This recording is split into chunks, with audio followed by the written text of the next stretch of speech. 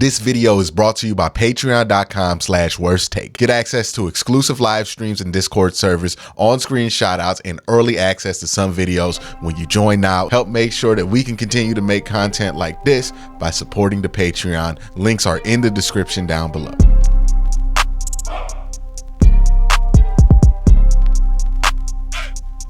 So it's been reported that the Browns are going to open their season with the Cincinnati Bengals. Now, we don't know what the rest of the schedule is. That's going to come out later tonight, and I'll talk about that probably tomorrow morning once we get the full schedule in. But I wanted to talk about a couple of things. One, opening with Cincinnati, which I do have reason to believe is going to happen based on those reports.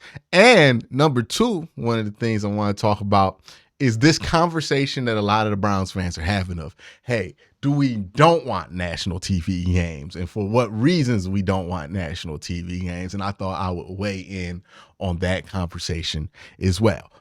First, though, let's talk about opening the season with the Cincinnati Bengals. Very interesting way to open the season because it would be an immediate test, or at least an immediate barometer to see where this team is. And to be honest with you, have no idea where this team's going to be at week one. It could be tremendous. We could have a tremendous victory over the Cincinnati Bengals. It could be one of them things where we think they're going to be good because they beat the Bengals week one, but just a matchup thing. And it's also a good barometer for the Cincinnati Bengals to see if some of the issues that plagued them last year are going to come up again.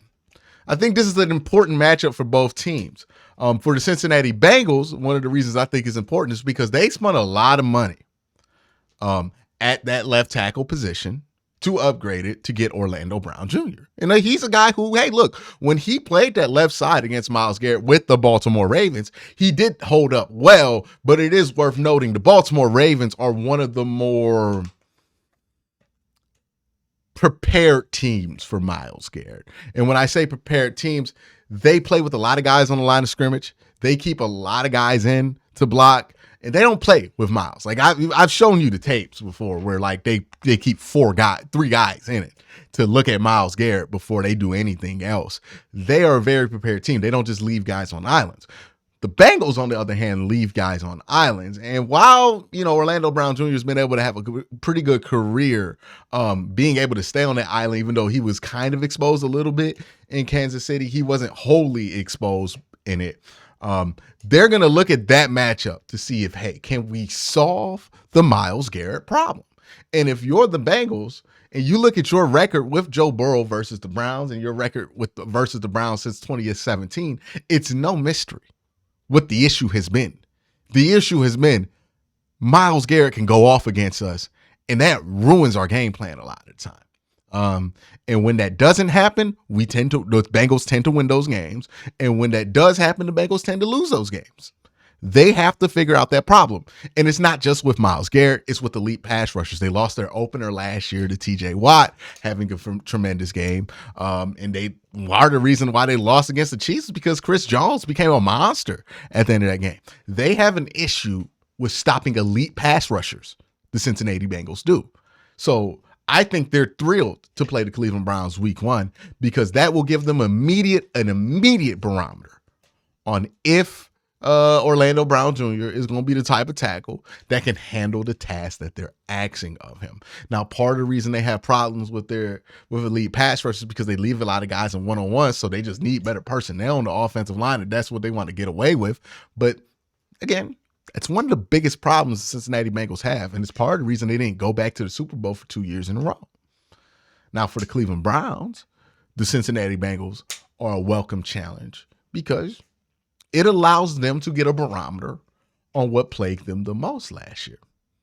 Defense. Now, it's not going to be run defense. The Bengals aren't going to be projected to run that ball that much. Did they bring back Joe Mixon? I know there's been mixed feelings and mixed reports on whether they want to keep Joe Mixon there long term, and I don't think the answer is yes on that front. But even then, they're not a run the ball heavy team. They might try to run the ball if the Browns give it away, but they're going to be a team that wants to throw it a lot. And we're going to see, hey, how much does this Jim Schwartz defense matters? How much of this man that we're going to run, or higher percentage of man that we're going to run against a team like the Bengals? How much is that going to matter?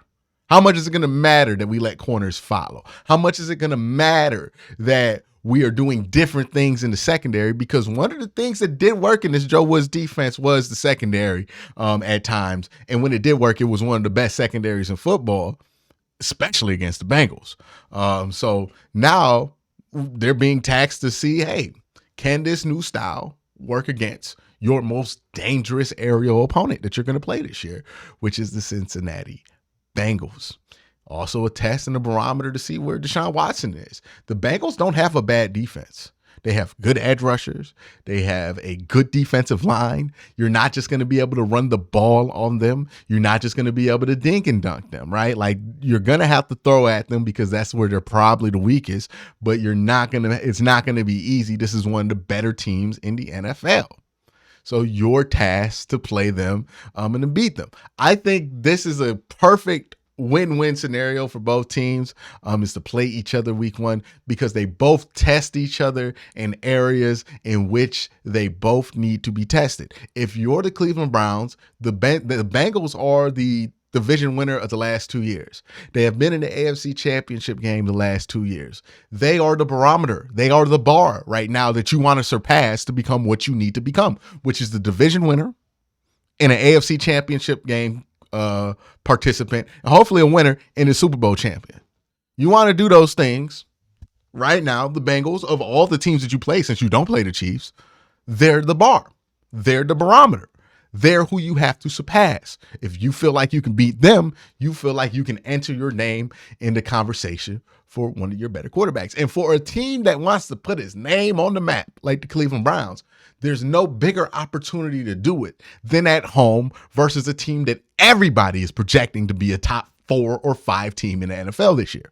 I don't think anybody's going lower than 5 when it comes to the Cincinnati Bengals. This is the opportunity to do so.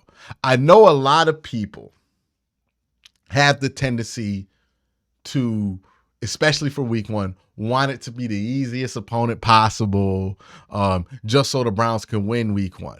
Well, we saw last year the Browns had a pretty easy opponent. They won week one, and it didn't change a damn thing about the rest of that season. Why avoid your challenges when you can't? Why push down a challenge for later is a better phrase for that. When you can't avoid them, you're going to have to play the Cincinnati Bengals. What does it matter if you play them first? I know there are going to be people who want to ease into the season and all that. No, I want to catch them first, because you can think that the Browns are going to have certain disadvantages because they got a new coach and a new coordinator and all that. It's still week one of the NFL. Everybody's at a disadvantage. It's not a factor, right? The problem the Browns had last year was in week 13, they were putting a new quarterback and a new offense in when everybody else has been playing football for 13 weeks with the offense they got. Now, they'll be putting in a new offense and a new defense on week one. Sure, for sure.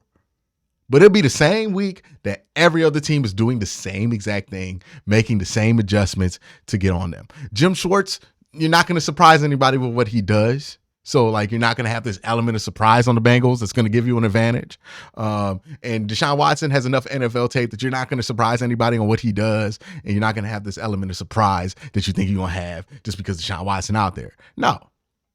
But what you will have is a better roster, a better prepared team, and you're going to be wanting to get a barometer on what you are with the Cincinnati Bengals. If you beat them, hey, maintain that bar. If you lose to them, let's see what went wrong. And let's see what went fixed, what got fixed, what's fixed right now, and what still needs to be worked on as the season goes on. So that's my thoughts about that game. Let me talk about this other conversation that I've seen that I found pretty interesting on Browns Twitter. And it's this conversation about, hey, do we want the Browns to just have 1:00 games and fly under the radar and all of this? And this, much like and you guys know, there's one prediction I kind of like hate when media people do it, especially in this city, is the like 8-8, I'm gonna split the difference and I'm gonna just be happy with whatever happens prediction, because it's just a lie. It's a lie to yourself whenever you predict a team to go 8-8, because nobody's ever happy with 8-8, right? It's like Stringer Bell said, and I would hate to quote Stringer Bell because Stringer Bell is a snake for all of my Wire fans, but still, Stringer Bell did have a point with this. It's a 45-degree day. It ain't nobody happy with no 45-degree day. Nobody's like, damn, it's 45 degrees out, let's go. Maybe in Cleveland, but most times we not happy for a 45-degree day unless it's like in February in Cleveland. Stop rooting for 45-degree days is basically my point, right? And this whole idea of we're going to fly under the radar and play all our games at 1 o'clock, nah, man, that's nonsense. That's nonsense. I want this team to get flexed to every national game at the end of the season. I want this team to be put on the spotlight. I want this team to play in the highest pressure moments, play Monday night football games, play Sunday night football games, have these high pressure games. Because when you get to the playoffs, you don't want that to catch you off guard. Do we want what happened to the Cavs to happen to the Browns, where we think this team's good because they have a pretty good regular season, they fly under the radar, and then all of a sudden they in Madison Square Garden on ABC at 3 o'clock, and ooh, it's too bright. The lights are too bright. That's literally what they were saying. The lights were too bright. Nobody brought sunglasses for the Cavaliers. Do we want that to be the case for the Browns, where we get fooled into thinking that this team has what it takes to play on those stages, and then we get on one of those stages very late in the year and we don't know if that now all of a sudden that's in question? Serious question. Serious question. Because flying under the radar to me sounds like avoiding finding out the truth about this team. I understand it. Now, if you're just one of those people who don't want the team to play 8 o'clock games because you ain't trying to stay up that late, I understand. Especially if you live in a different time zone. I understand. Okay. I'm not criticizing you for wanting to go to bed at a reasonable time. But if you're one of those people who are saying this just because you want the team to not have the pressure and to not deal with that, nah, man, come on. This team got to stand up to pressure at some point. If we got a quarterback who can't play on prime time and we paying him $230 million, that's a mistake. Nah, we going to need him to step up. I want a quarterback who wants that pressure, who wants the Sunday night games, who wants the Monday night games. You think Joe Burrow sitting at home thinking about, oh man, I hope I only play at 1 o'clock so nobody talks about me. You think that Pat Mahomes sitting there thinking about, oh, I just want 1 o'clock game so nobody talks about me? You think that's what they want? No, they want all the pressure in the world. We are so afraid of our expectations being lowered or being damaged by reality that we just want to avoid reality at this point. But you can't. And if you're a Browns fan, you should want them to have these national TV games, because these high pressure moments are when you get to find out what this team is actually about. When everybody's watching and everybody knows everybody's watching, you got a big game. We get to find out who some of these dudes are in those moments. That's what you want. I want players who want to play on the big stage. I want players who want to play when the most eyeballs are watching. I want players who want to play with high pressure situations, because high pressure means high stakes, and high stakes, that's playoffs. That's Super Bowl. That's winning football. Can't avoid pressure if you want to win. If you want to stink, you can avoid all that pressure play at 1 o'clock all you want. It'll be great for you. But if you want to win, if you want a team that wins, we should want guys who want those national TV games. We should want everybody to be talking about the Browns and putting that pressure on the Browns, because they should want to live up to it. Can't avoid the spotlight if you want to win. Point blank, period. So if this team wants to avoid the spotlight, if we as fans want to avoid the spotlight, what we're really saying is we don't want to win. We don't want the pressure of winning. We'd rather go 7-10. We'd rather go 6, because nobody's going to talk about us if we go 7-10. That's conceit. That's giving in to losing, and that's not cool to me. That's my thoughts on it. I want the Browns to get as many primetime games as possible. I want them to have the pressure, because that's what winners are going to have to deal with. And if this team is what they should be, which is winners, well, deal with the pressure of being a winner, which is Everybody gonna talk about you. You make one mistake, everybody gonna talk about that mistake. You throw for 300 yards, everybody gonna talk about that.